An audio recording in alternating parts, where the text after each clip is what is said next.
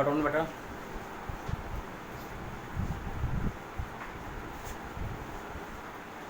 और देखिए इसके पहले जो लेक्चर हमने आपको लिया था, लास्ट लेक्चर आपको लिया ह्यूमन रिस्पायरेशन, वो चीज़ें हैं। If you are not interested और आपको लगता है कि आप एडवांस हैं, यू कैन स्टडी, तो ठीक है, कोई बात नहीं है। जो चीज़ें आपको नहीं आती हैं वो क्वेरी आप करेंगे, but not post any other type of post on WhatsApp. एक चैप्टर है बेटा केमिकल कंट्रोल एंड कोऑर्डिनेशन। तो इसमें हम लोग पहले स्टडी करेंगे कि कंट्रोल क्या है। कोऑर्डिनेशन में दो आता है, एक तो इसमें केमिकल कोऑर्डिनेशन और कंट्रोल मीन्स होता है neural regulation, how to nerve control the all physiological process of plants में कोऑर्डिनेशन आप पढ़ेंगे, लेकिन in case of the human all physiological process is control by a pair of nerve. Okay, तो generally control is a kind of human nervous system. Okay, human nervous system means neurology, the branch of zoology in which study about the neuron and its system via brain and its physiology is known neuroscience or neurobiology। तो in neuroscience or neurobiology or neurology, those type of human which are the specialist of the neuroscience or neurology is known neurology, या neurologist आप कर सकते हैं, neurosurgeon कर सकते हैं, neuro physician कर सकते हैं। तो बात ये आती है कि जब ह्यूमन का डेवलपमेंट स्टार्ट होता है after fertilization formation of zygote, which zygote implant inside human female uterus and they undergo development known as the embryonic development. During this development, first of all development of notogenesis and neurogenesis होता यह है कि nerve के द्वारा ही पूरे organs का control होना है। तो पहले नोटोजेनेसिस एंड न्यूरोजेनेसिस उस एम्ब्रायो में स्टार्ट होते हैं और उसमें स्पाइनल कॉर्ड का बनना, ब्रेन का बनना, नर्व का बनना, ये सब फिनोमेना न्यूरोजेनेसिस और नोटोजेनेसिस में आते हैं। Notogenesis means formation of spinal cord in the form of somite, and when neurons are developed, then after development of the brain, after development of the nerve, then development of the organs start inside the embryo. So it is the organs embryology। अब बात आती है कि in human body a lot of या billions और nerve are scattered all over internal peripheral part of body, by which we take the response of touch, response of cold, response of hot object, and response of various climatic activity, and response of various food product, and response of different type of substance। Okay, so you can see the some picture draw here।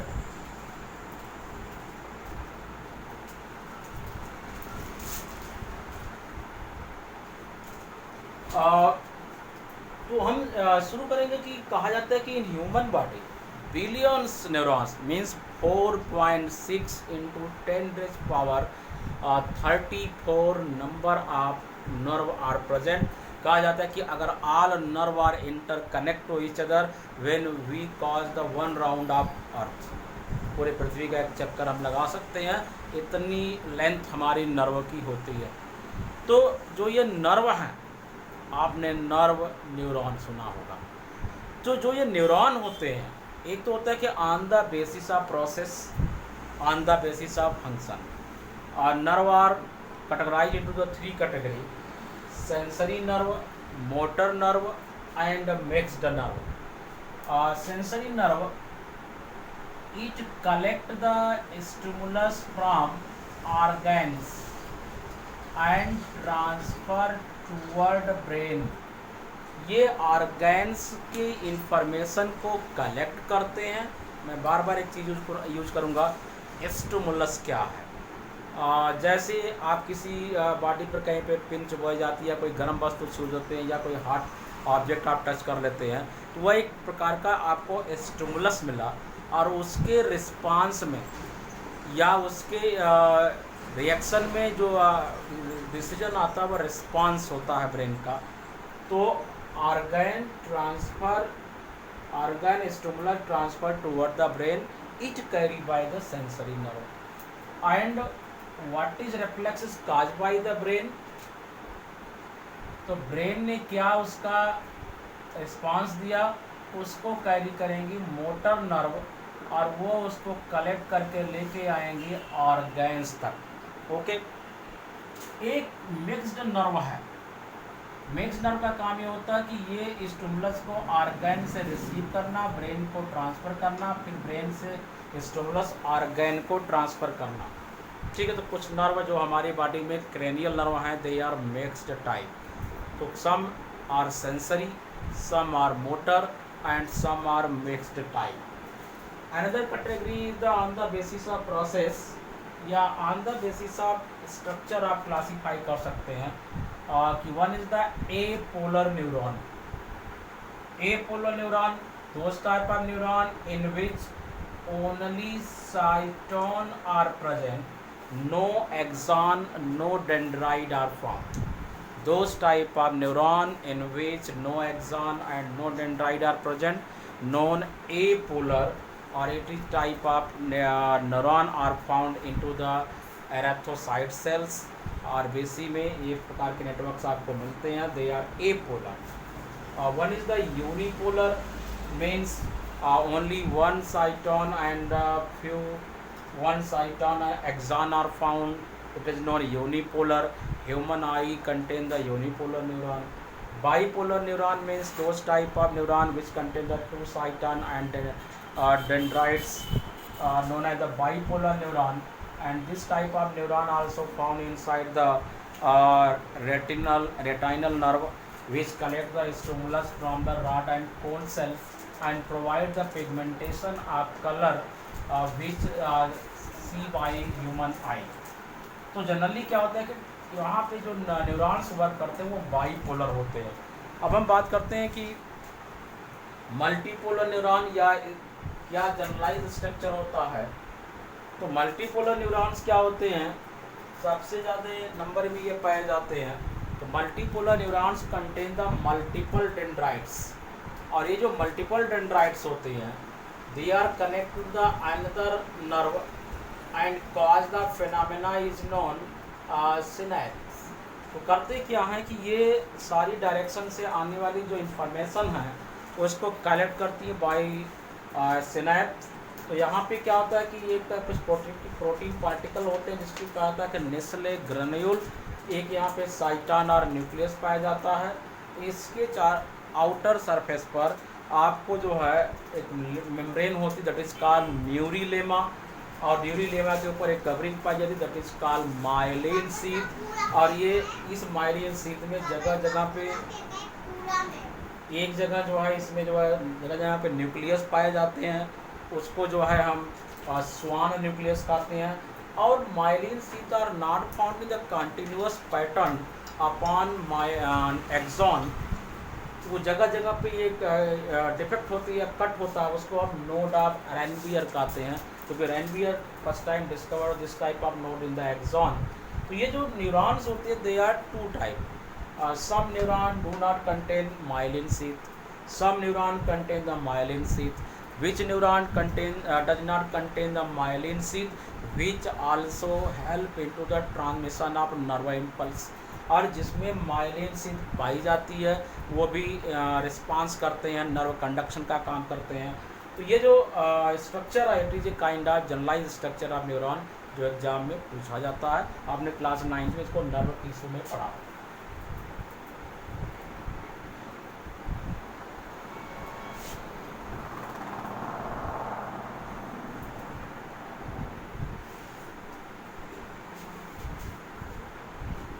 इसके बाद बेटा इसमें है nerve impulse transmission, या इसी को nerve impulse conduction कहा जा सकता है।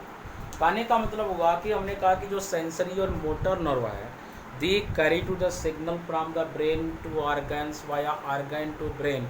ए question arise here, how to a signal transmit along the nerve fibre. कोई सिग्नल किसी भी नर्व फाइबर पे कैसे जाता है। तो जैसे हमने मोबाइल पे या टेलीफोन लाइन पे बात की होगी, तो वहाँ पे एक सेंडर होता है और एक रिसीवर होता है। तो just like our telephone line, our axon also work here. One time sender send to their information to receiver, या सेंडर जब बात करेगा तो रिसीवर बात नहीं कर सकता, और जब इस नंबर पे कोई भी कंज्यूमर बात करता है तो अदर इंफॉर्मेशन फिर इस पर नहीं आ सकती। तो इसका कहा जाता है कि neurons also work as a telephonic line where only one time sender और रिसीवर ट्रांसमिट देयर सिग्नल। या तो सेंडर बात कर सकता है या रिसीवर बात कर सकता है, दोनों एक साथ बात नहीं कर सकते। इसका मतलब क्या हुआ कि जो नर्व फाइबर है, किसी भी नर्व फाइबर पे या किसी भी एक्सॉन पे एक बार में एक ही इंफॉर्मेशन ब्रेन से ऑर्गन या ऑर्गन से ब्रेन तक भेजी जा सकती है। दूसरी क्वालिटी है कि axon undergo polarization and repolarization. इसमें कैपेसिटी होता है, वो पोलराइज होते हैं, रीपोलराइज होते हैं। लेकिन अगर हम इनका पोटेंशियल -35 मिलीवोल्ट से इंक्रीज कर जाते हैं तो ये हाई पोलराइज हो जाते हैं, जिसके कारण नर्वस ब्रेकडाउन हो जाता है। जैसे हम किसी भी मैट या पागल व्यक्ति को हम इलेक्ट्रिक सिग्नल या इलेक्ट्रिक शॉक देते हैं, तो होता है क्या कि उसकी सारी नर्व क्या होती हैं, सारे सिनेप्स क्या होते हैं, सारे कनेक्शंस क्या होते हैं, वो ब्रेक कर जाते हैं। तो वही बात यहाँ है कि नर्व इम्पल्स क्या है। जो नर्व इम्पल्स है वो एक मैकेनिज्म है कि how to conduction of signal from sender to receiver via receiver to sender.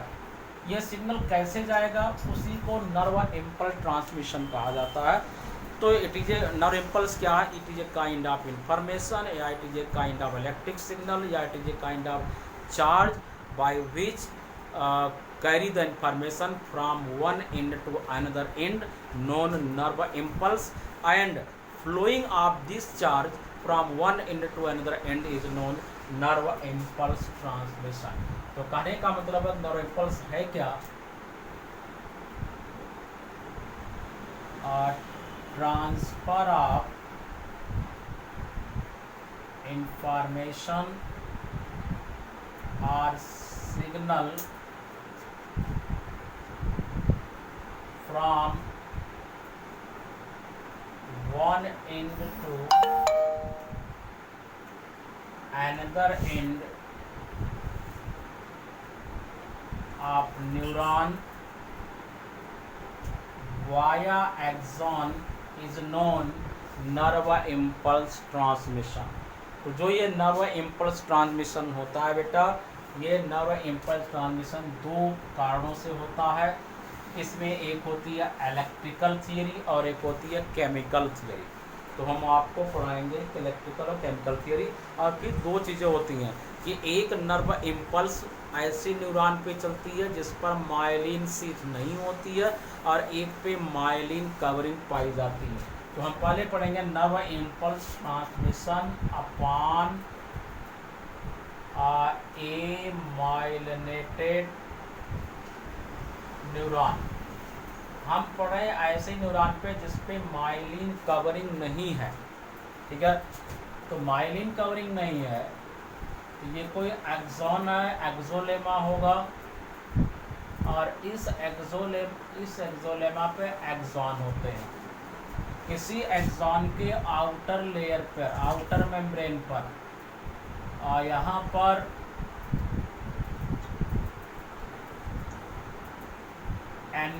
Na+ पाया जाता है, और किसी भी एक्सॉन के लोअर मेम्ब्रेन पर या इनर मेम्ब्रेन पर आपको पोटेशियम आयन का कंसंट्रेशन है। तो नर्व इम्पल्स ट्रांसमिशन अपॉन ए माइलेटेड न्यूरॉन में हम आपको पहली थियरी केवल पढ़ाएंगे इलेक्ट्रिकल थियरी,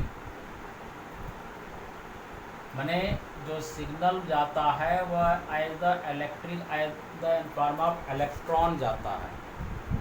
तो यहाँ पे क्या होता है कि this type of neuron is known resting neuron. जब किसी न्यूरॉन पर या किसी एक्सॉन पर किसी भी प्रकार का इम्पल्स नहीं होता है या कोई सिग्नल नहीं होता है तो उसके आउटर मेम्ब्रेन पर आपको Na+ और इनर मेम्ब्रेन पे K+ आपको मिलेगा। ठीक है, जैसे ही when impulse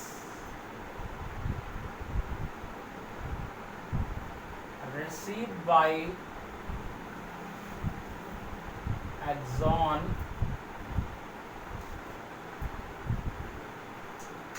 then Na+ influx and K+ outflux rapidly cause action potential.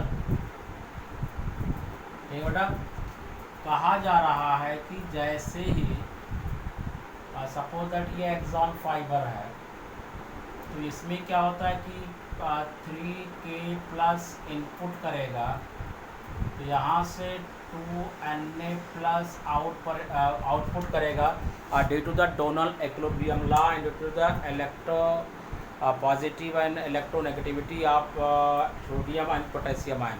तो जो आयनाइजेशन पोटेंशियल Na और K है उसके कारण क्या होता है 2Na+ जो होगा, एक मिनट, 2Na+ इनफ्लक्स करेगा, इसके रिस्पांस में 3K+ आउटफ्लक्स करेगा। तो नीचे की तरफ आपको जहाँ पे पॉजिटिव चार्ज होगा ऊपर वहाँ पे आपको नेगेटिव चार्ज होगा। अब ये जाता कैसे है, तो यहाँ पे क्या होता है कि चैनल होता है जिसको हम सोडियम पोटेशियम पंप कहते हैं या सोडियम पोटेशियम चैनल कहते हैं। तो इससे Na+ अंदर आएगा तो इसी चैनल से पोटेशियम बाहर जाएगा। तो हमने आपको बताया कि बहुत तेज़ी से पोटेशियम आयन आउटर मेम्ब्रेन पे आते हैं और सोडियम आयन इनसाइड आते हैं। तो जब ये प्रोसेस बहुत रैपिडली होने लगता है तो इसको हम कहते हैं कि it is a kind of action potential. Action potential का मतलब है कि जहाँ पर जो इलेक्ट्रोड एनर्जी है या जो इलेक्ट्रो पोटेंशियल जो एनर्जी है वो बहुत इंक्रीज कर जाती है, Na के ATP की रिक्वायरमेंट ज़्यादा होती है क्योंकि बहुत तेज़ी से Na+ K+ इनफ्लक्स आउटफ्लक्स करते हैं। एक समय ऐसा आता है कि न्यूरॉन क्या होते हैं कि डीपोलराइज हो जाते हैं। जब न्यूरॉन बिकम डीपोलराइज कब होंगे, जब सारे आउटर मेम्ब्रेन पर पोटेशियम आयन आ जाएगा और इनर मेम्ब्रेन पर आपको Na+ पूरे आ जाएंगे। अब ये न्यूरॉन किसी भी दूसरी इंफॉर्मेशन को रिसीव नहीं कर सकता जब तक कि इस एक्सॉन या न्यूरॉन की इंफॉर्मेशन अगले न्यूरॉन को बाय सिनैप्स ट्रांसफ़र नहीं हो जाती है, तब तक ये न्यूरॉन किसी दूसरी इंफॉर्मेशन को कलेक्ट नहीं कर सकता। इस कंडीशन को कहा जाता है it is a kind of depolarised neuron. अब ये इंफॉर्मेशन जब ट्रांसफ़र कर देगा, चौथे नंबर देखिए, when transfer their signal to another neuron, it become repolarized। Means अब ये इंफॉर्मेशन रिसीव कर सकता है अब इसमें फिर क्या होगा, आउटर मेम्ब्रेन पर सोडियम हो जाएगा Na+, और इनर मेम्ब्रेन पर बेटा फिर पोटेशियम आयन आ जाएगा। ठीक है, तो अब ये एक्सॉन्स क्या होगा कि फिर किसी दूसरी इंफॉर्मेशन को कलेक्ट करने के लिए प्रिपेयर है। अदरवाइज जब तक जो है डिपोलराइज कंडीशन है तब तक जो है ट्रांसमिशन नहीं हो सकता, क्योंकि उस कंडीशन में यहाँ पे न्यूरॉन पे ऑलरेडी एक इन्फॉर्मेशन ट्रांसफ़र हो रही है ब्रेन से organ via organ to brain. तो it is a kind of electrical thing. मैं बार बार कर रहा हूँ कि एक हमने आपको एक्शन पोटेंशियल क्या है, जरा देखिए ये ग्राफ है, यह इलेक्ट्रोड पोटेंशियल है,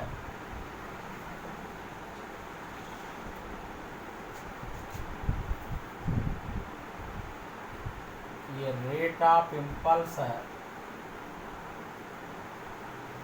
तो ये इस प्रकार के ग्राफ बनाते हैं, और मैक्सिमम इलेक्ट्रोड पोटेंशियल -85 मिलीवोल्ट। जो यहाँ पे कंडीशन आप देख रहे हैं इसको this peak is known action potential.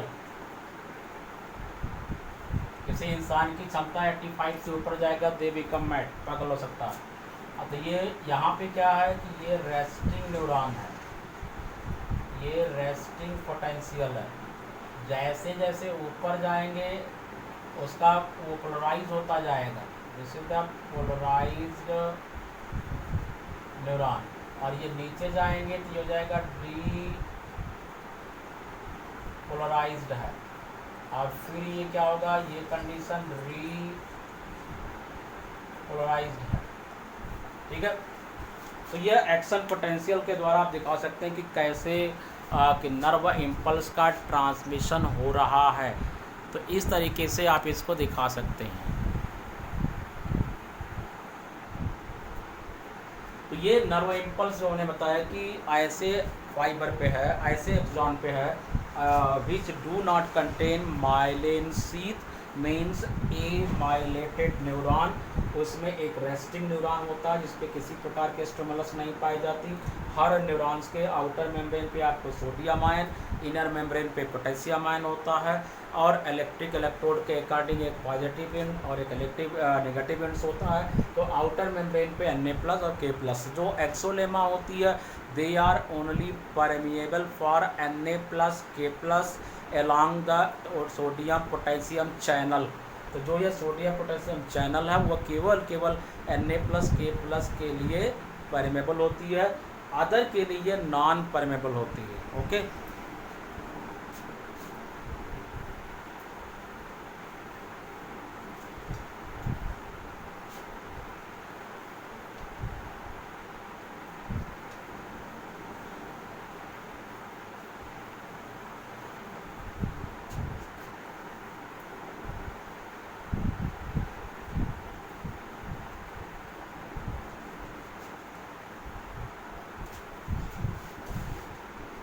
इसके बाद बेटा हम आपको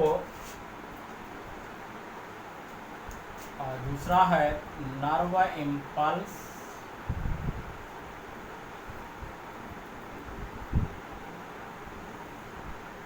ट्रांसमिशन अपॉन माइलिनेटेड न्यूरॉन की बात करेंगे। ठीक है, ये कोई न्यूरॉन है, इसके ऊपर न्यूरिलेमा है और यह एक्सॉन है, इसके ऊपर माइलिन कवरिंग है।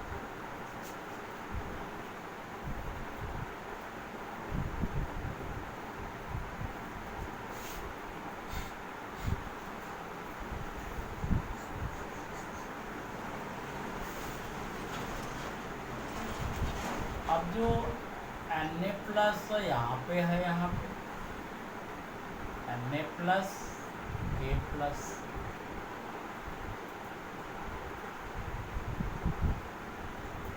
ठीक है, इसी को हमने कहा था नोड ऑफ रैनवियर है। इसमें ये स्वान न्यूक्लियस है,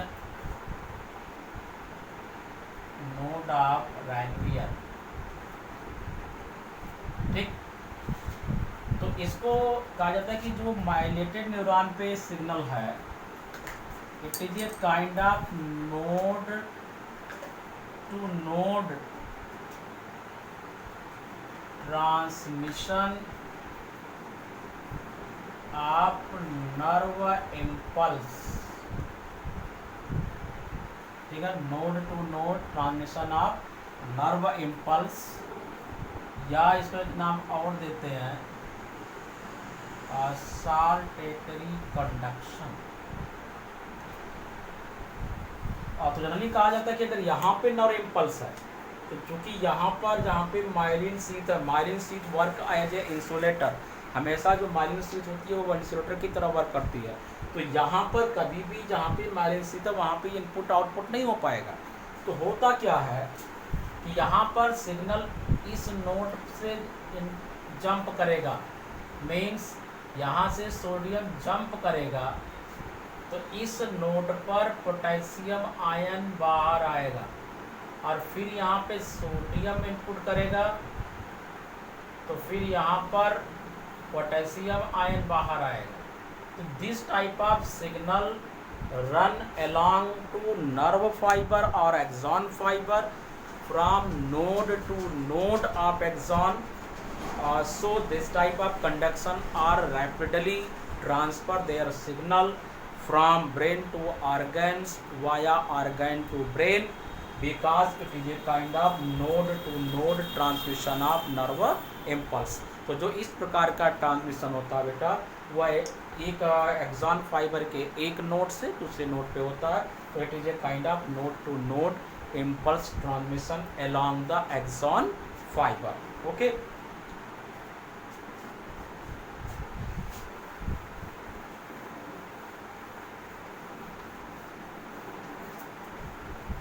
अब हमने आपका कि दो थियरी है, गैलेक्टिकल थियरी है, केमिकल थियरी है। तो नेक्स्ट हम आपको पढ़ाएंगे केमिकल थियरी, जिसमें हम बात करते हैं सिनैप्स। ठीक है, सिनैप्स में क्या होता है कि जो न्यूरॉन सिग्नल लेके आया है, इस पे पोटेशियम आयन बाहर होंगे और Na प्लस इनसाइड होंगे। तो this is the Na plus, और जहाँ पे माइनस है वह K प्लस है। और दूसरा रिसेप्टर न्यूरॉन है which receive the signal of donor neuron. तो ये डोनर न्यूरॉन है, और ये जो सिग्नल को एक्सेप्ट करने आया है, रिसीव करने आया, that is called acceptor neuron. इस पे क्या होगा, पोटेशियम आयन बाहर, सोडियम आयन आउटर मेम्ब्रेन पे होंगे। This is the Na plus और K प्लस इनसाइड होंगे, और this is a kind of mitochondria. Okay, अब इनके बीच जो गैप है, इसी को कहा जाता है synaptic cleft.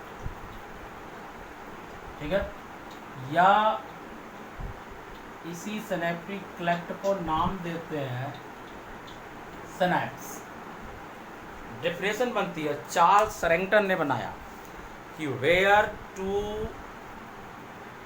And of neuron meet to each other for transfer of signal donor to acceptor neuron, formation of a gap in between them known synapse. जहाँ पे दो न्यूरॉन आपस में अपनी इंफॉर्मेशन को ट्रांसफ़र करते हैं, उस पॉइंट को, उस गैप को हम कहते हैं सिनैप्स है। तो आप कह सकते हैं कि the process where two neuron, या the process where two end of neuron meet to each other, formation of a gap in between them known as the synapse. जहाँ पे दो न्यूरॉन मिलते हैं, उनके बीच में दरार बनती है, उसके बीच में गैप होता है, उस गैप को क्या कहा जाता है, सिनेप्टिक क्लेफ्ट या सिनेप्स कहा जाता है। अब ये सिग्नल यहाँ से यहाँ तक जाएगा कैसे, तो देखिएगा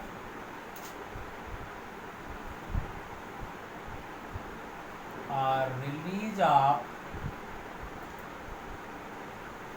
एसिटाइलकोलिन, ठीक है, या तो ये हो सकता है या बेटा सेरोटोनिन या dopamine, which form message bridge in between them, ठीक है, इनके बीच एक मैसेज पूल बन जाता है। कैसे जरा देखेंगे,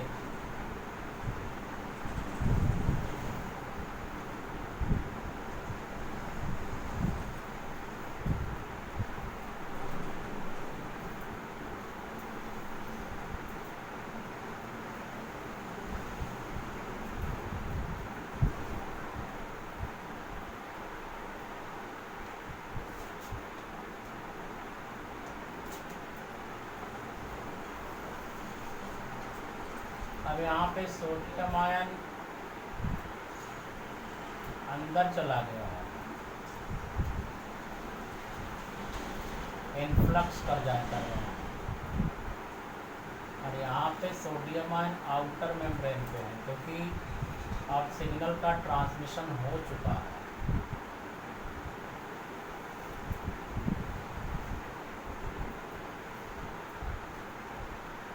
ठीक है, तो ये मैसेज ब्रिज है, और इसमें क्या transfer of signal from donor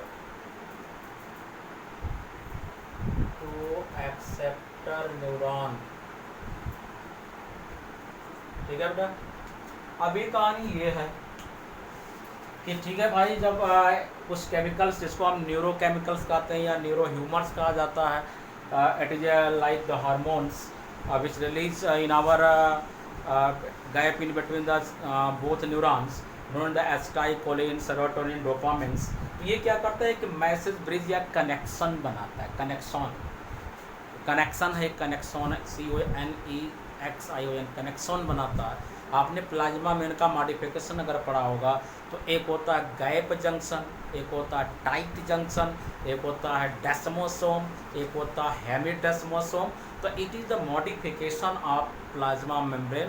plant में आपने पढ़ा होगा कि वहाँ पे क्या होती है कि formation of A connection in case of the mycorrhiza association, और एक कनेक्शन और बनता है जिसके द्वारा वाटर का ट्रांसपोर्ट होता है रूट टू जो है जाइलम, उसको एपोप्लास्ट पाथवे कहा जाता है। तो वहाँ पे भी कनेक्शन या प्लाज्मा डेस्मेटा होता है। तो plasmodesmata is the internet service of plant cell.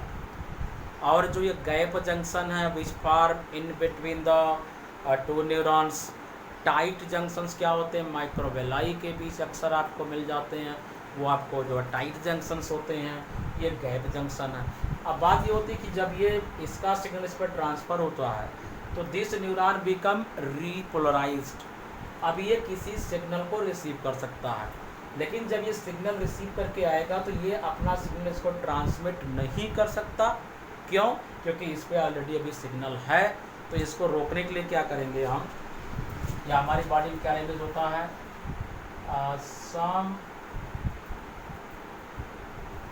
Neuro inhibitor chemical GABA release in between them which inhibit the synapse। हमने आपको बताया कि ये भी न्यूरॉन्स के ऊपर सिग्नल्स आपको आ रहे हैं,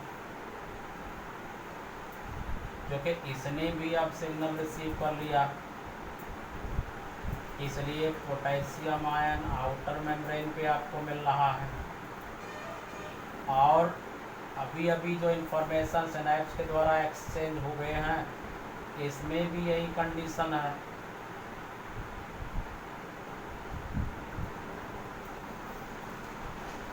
तो हमने बताया कि कुछ समय तक के लिए इनके बीच एक केमिकल रिलीज हो रहा है दैट इज कॉल्ड गाबा। ये क्या कर रहा है, which cause barrier of synapse. ये सिनैप्स का एक बैरियर बना देता है, इसके कारण ऐसा हो जाता है। ज़्यादातर जो एनास्थीटिया हैं, जो डॉक्टर कभी सर्जरी करते हैं, जैसे आपको इतने पार्ट की सर्जरी करनी है तो वो एक एनास्थीटिया मेडिसिन यहाँ डालते हैं ताकि यहाँ के न्यूरॉन्स के बीच के सिग्नल इधर से इधर न जाए। तो जब आपको ब्रेन को रियलाइज़ नहीं होगा कि आपके बॉडी का कोई पार्ट अफेक्टेड हो रहा है, क्योंकि वो सिग्नल उस न्यूरॉन्स को ट्रांसफ़र ही नहीं होगा कि आपके बॉडी का कोई पार्ट ऑपरेट किया जा रहा है, तो सिग्नल वहाँ तक नहीं जाएगा और हमारा ब्रेन उसको रियलाइज़ नहीं कर पाएगा कि आपकी बॉडी का कौन सा पार्ट ऑपरेट किया जा रहा है। तो GABA is a kind of anaesthetic medicine, जैसे आपने कंपोज इंजेक्शन पढ़े हैं, ओपियम से बनी हुई डेरिवेटिव्स होती हैं। तो ये एक प्रकार का केमिकल थियरी है और it is a kind of synapse. तो सिनैप्स क्या होता है कि where junction of two neuron formation of a gap is known synapse. जहाँ पे दो न्यूरॉनों का जंक्शन होता है, दो न्यूरॉन्स मिलते हैं, उनके बीच एक गैप बनता है, उस गैप को कहा जाता है कि it is a kind of gap junction, kind of synapse. Okay, तो ये सिनैप्स का फिनोमेना आपको इसमें हो गया। आपको हम नेक्स्ट लेक्चर में हम कंसीव करेंगे ह्यूमन ब्रेन के बारे में। सेंट्रल नर्वस सिस्टम में कौन कौन से पार्ट आते हैं, forebrain, midbrain, hindbrain, reflex arc और रिफ्लेक्स एक्शन के बारे में पढ़ेंगे।